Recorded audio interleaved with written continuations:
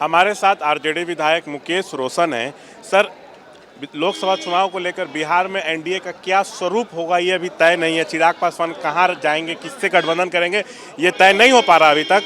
कल रैली वो किए थे वैशाली में, उन्होंने कहा है कि मेरा गठबंधन बिहार की 14 करोड़ जनता से है, मेरा तालमेल उनसे है।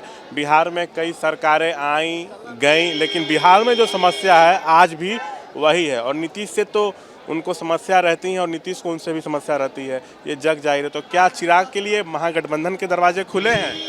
देखिए, चिराग जी नहीं, पूरा देश और दुनिया जान रहा है कि जो देश में जो महंगाई और बेरोजगारी से लोग त्रस्त हैं, उस मुद्दों को लेकर के कोई चर्चा नहीं कर रहा है।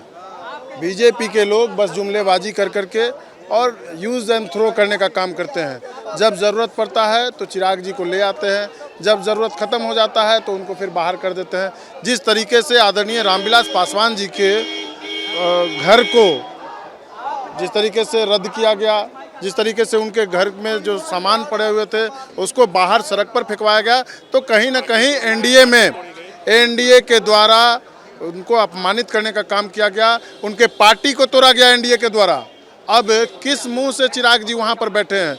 अब तो उनको फैसला लेना चाहिए कि भाई, एक तरफ तेजस्वी जी युवा हैं जो बिहार के विकास के लिए उनके पास विज़न है, और जिस तरीके से जो 17 साल में एनडीए की सरकार ने नहीं किया, वो 17 महीना में तेजस्वी यादव जी ने करने का काम किया है। 5 लाख लोगों को नौकरी और रोजगार देने का काम किया है। तो हम आग्रह करेंगे चिराग जी से कि जहां उचित मान सम्मान नहीं हो वहां नहीं रहना चाहिए। आपके साथ उनको, आपके यहाँ आते हैं महागठबंधन में, तो उनको उचित सम्मान मिलेगा? देखिए, अगर चिराग जी अगर तेजस्वी जी के साथ आएंगे तो निश्चित रूप से दोनों लोग युवा हैं और कहीं ना कहीं एनडीए में उपेक्षित हैं वो, और इधर आएंगे तो उनको जरूर मान और सम्मान मिलेगा। अगर दोनों मिल जाए तो क्या बिहार में एनडीए का सुपड़ा साफ हो जाएगा लोकसभा में? बिल्कुल, 40 में 40 सीट महागठबंधन के झोली में होगा, एक भी इधर उधर नहीं जाएगा।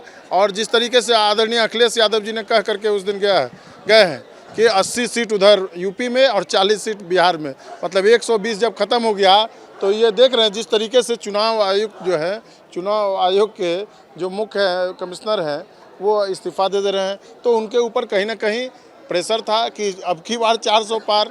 तो भाई, अब की बार 400 पार कैसे होगा? ना तो महंगाई ख़त्म हुआ, ना बेरोजगारी ख़त्म हुआ, ना तो ये 80 करोड़ लोगों को जिस तरीके से कह रहे हैं कि हम 5 किलो अनाज दे रहे हैं, तो क्या 5 किलो अनाज से पेट भर जाएगा? क्या सब्जी, तेल, दाल, ये सब कहाँ से आएगा? कपड़ा लत्ता, घर मकान कहाँ से आएगा? स्वास्थ्य व्यवस्था कैसे सुधरेगा?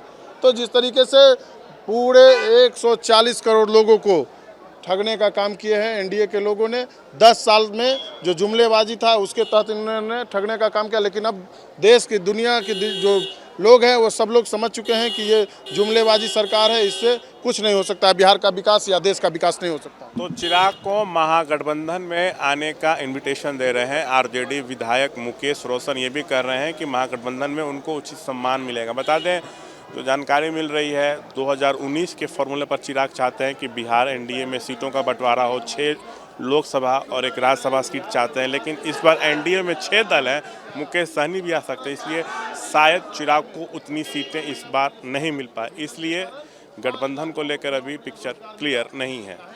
कैमरा पर्सन विशाल राय के साथ से श्याम कुमार, एबीपी न्यूज़, पटना।